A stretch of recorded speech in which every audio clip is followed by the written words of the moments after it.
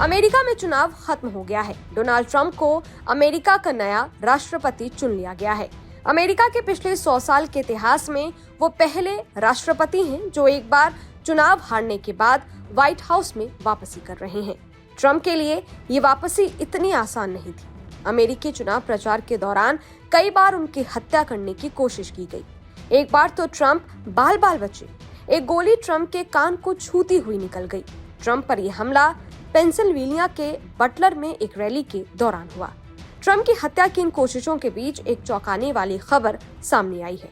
अमेरिकी राष्ट्रपति चुनाव के दौरान डोनाल्ड ट्रंप पर हुए हमले को लेकर अमेरिकी न्याय विभाग ने एक बड़ा दावा किया है।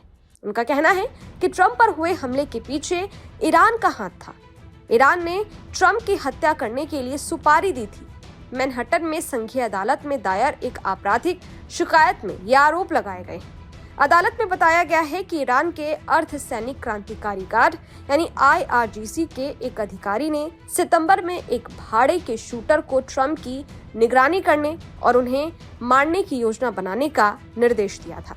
इस शिकायत में आगे बताया गया कि फरहाद शकेरी नाम के शख्स को ट्रंप की हत्या का जिम्मा सौंपा गया। कहा जा रहा है कि वो ईरान का एक सरकारी कर्मचारी था।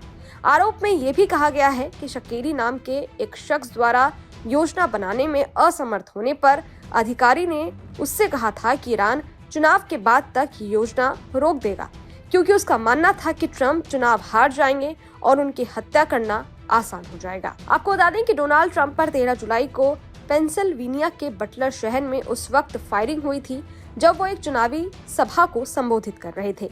इस घटना में डोनाल्ड ट्रंप के कान से छूते हुए एक गोली निकली थी। इस घटना के करीब 64 दिन बाद एक बार फिर उन पर जानलेवा हमले की कोशिश की गई थी। उस वक्त ट्रंप फ्लोरिडा में पाम बीच काउंटी के इंटरनेशनल गोल्फ क्लब में मौजूद थे। अमेरिकी राष्ट्रपति चुनाव में डोनाल्ड ट्रंप की जीत के बाद ईरान ने बेहद सधी हुई प्रतिक्रिया दी थी। ईरान की ओर से जो आधिकारिक प्रतिक्रिया आई थी उसमें यह कहा गया था कि ट्रंप की जीत का असर ईरान पर कुछ नहीं होगा। फतेह मोहजेरानी ईरान के राष्ट्रपति के प्रवक्ता का कहना है कि दोनों देशों के बीच मुख्य नीतियां पहले से तय है।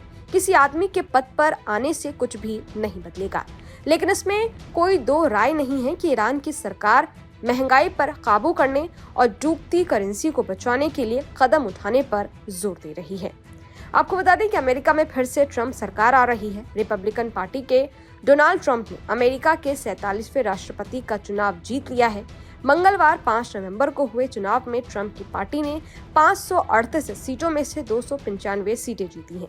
ये बहुमत 270 सीटों के आंकड़ों से काफी ज्यादा है। वहीं कमला हैरिस की पार्टी ने 224 सीटों पर जीत दर्ज की। खैर, इस वीडियो पर आपकी क्या राय है? ये वीडियो आपको कैसा लगा कमेंट बॉक्स में जरूर बताइएगा। बाकी देश और दुनिया की तमाम खबरों के लिए देखते रहिए न्यूज नेशन। शुक्रिया। न्यूज नेशन अब व्हाट्सएप पर खबरों की ताजा अपडेट के लिए न्यूज नेशन के इस QR कोड को स्कैन करें।